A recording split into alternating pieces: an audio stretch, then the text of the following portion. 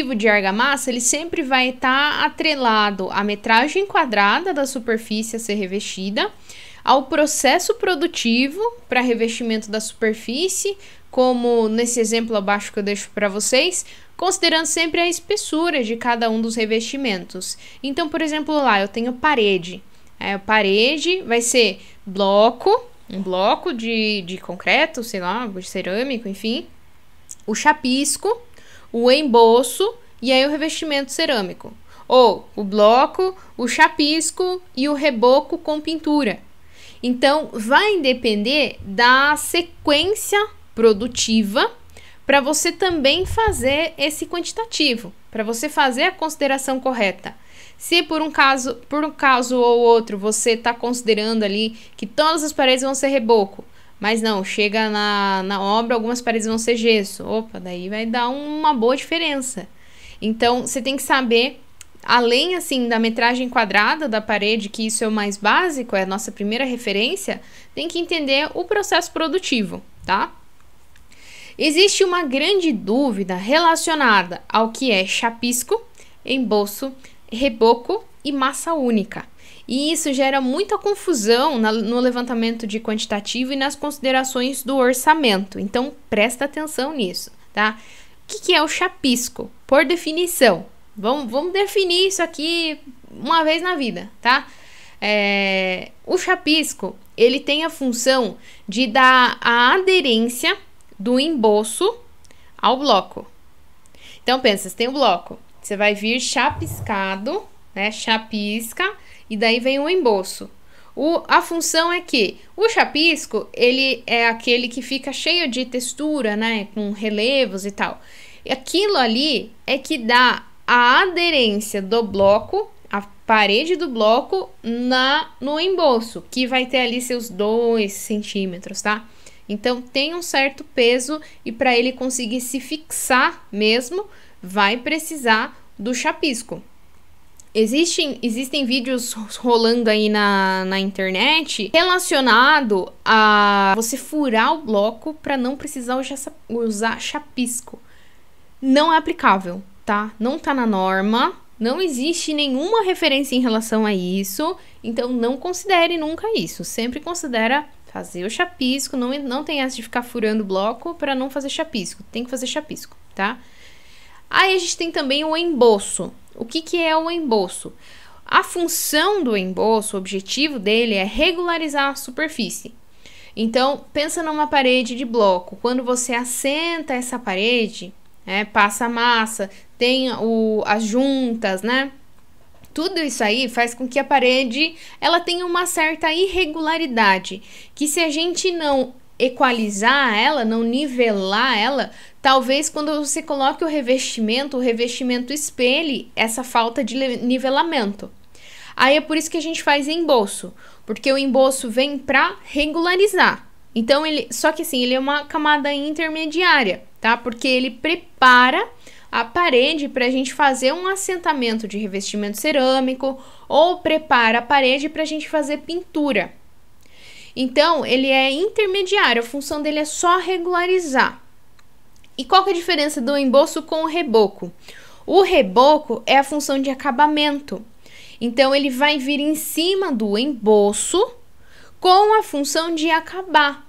Então, o emboço ele vai ter lá 1,5, 2 centímetros, mas o reboco vem só para dar aquela, como eu posso chamar? Cereja do bolo, né? Vem só para arrematar, assim, e deixar bem feito para se fazer um outro serviço. Então, o reboco, ele não vai ter necessariamente 2, 3 centímetros, não. Ele é algo mais simples que vai realmente ali dar o grão finale da parede, para a parede receber um próximo revestimento. O que confunde, né? Ué, mas eu preciso fazer emboço e reboco? Não, você pode fazer a massa única. É aí que vem a dúvida. O conceito da massa única é, você tem o chapisco e em seguida já tem uma camada de emboço, que ela já vai ser feita com essa função de preparar para receber o revestimento final. Então, o chapisco seguido de uma camada de emboço que vai ser lixado, selado, então vai passar a seladora para receber uma massa corrida direto ali e daí sim receber a pintura, tá? A seladora de pintura e a pintura. Então, essa é a diferença. É importante a gente entender isso, porque na composição faz diferença. O revestimento em argamassa, ele é consideravelmente relevante, né? Se ele não está na curva A, ele está na curva B. Então, é importante a gente entender essa diferença e como a gente vai aplicar isso, tanto na obra quanto no orçamento. Então, ó, chapisco. Essa composição eu retirei da TCPO, tô deixando aqui para você. Chapisco para parede interna ou externa com uma argamassa de cimento, areia, sem peneirar, traço 1:3, espessura de 5 milímetros, unidade de metro quadrado. Então, ele vai considerar lá na composição 0,005 metro cúbico por metro quadrado de argamassa de cimento e areia, sem peneirar, traço 1:3. Supondo, então, 10 metros quadrados para você fazer um chapisco, vai ser 0,005 metro cúbico por metro quadrado, como eu acabei de mencionar, porque a gente vai fazer a multiplicação e vai chegar num total de 0,05 metro cúbico total de argamassa. Isso no uso total para 10 metros quadrados de parede. Seria um pedreiro e um servente numa produtividade de 10 metros quadrados por hora, totalizando 1 hora de serviço, tá? Aqui a composição do chapisco lá no TCPO, então, considerando a argamassa adesiva para chapisco, né, 4,2 kg por metro quadrado.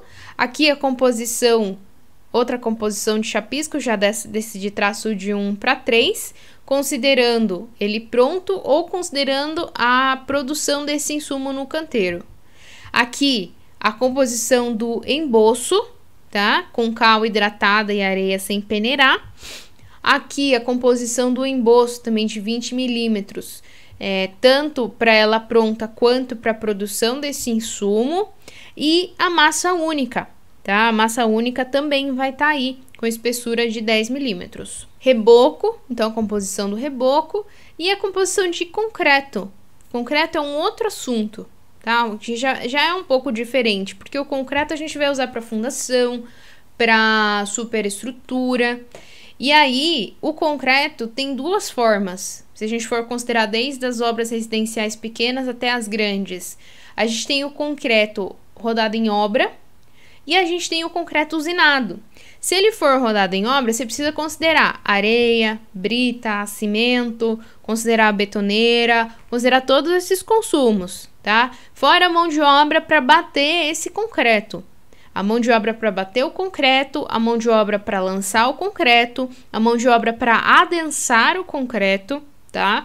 Então, é bastante coisa. E a TCPO, ela divide de acordo com as resistências. Veja que tem ali concreto com resistência à compressão de 10 MPa, 15, 16, 20, 21, 25, 30 até 40 MPa, tá?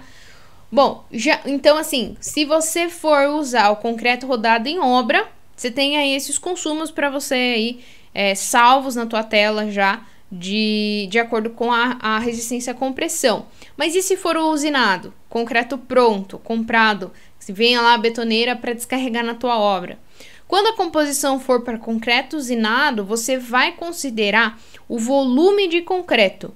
Sempre o volume em metro cúbico total. Você liga na concreteira e você compra X metros cúbicos de concreto usinado, acompanhando o item de lançamento de concreto com bomba, que geralmente é cobrado também por metro cúbico, tá? Depende da concreteira. Tem concreteira que já cobra tudo junto, tem concreteira que vai te cobrar o concreto e depois vai te cobrar o bombeamento, tá? E essa taxa de bombeamento, ela também é em relação à metragem cúbica do concreto, beleza? Então, se ele é rodado em obra, busca ali na TCPO.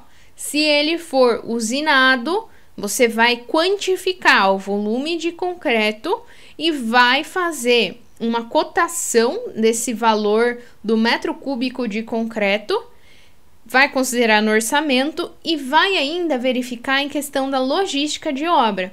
Dá para o caminhão betoneira descarregar na boca, né, direto na peça? Ou vai ter que ser considerada uma mão de obra que vai vir com um carrinho, né, e vai levar esse concreto até o local? Ou vai ser necessário locar uma bomba, né, um caminhão-bomba que vai, o caminhão do concreto chegar, descarregar na bomba e a bomba fazer o bombeamento até a peça de concreto, tá? Você tem que fazer essa análise para você também saber o que considerar de custo.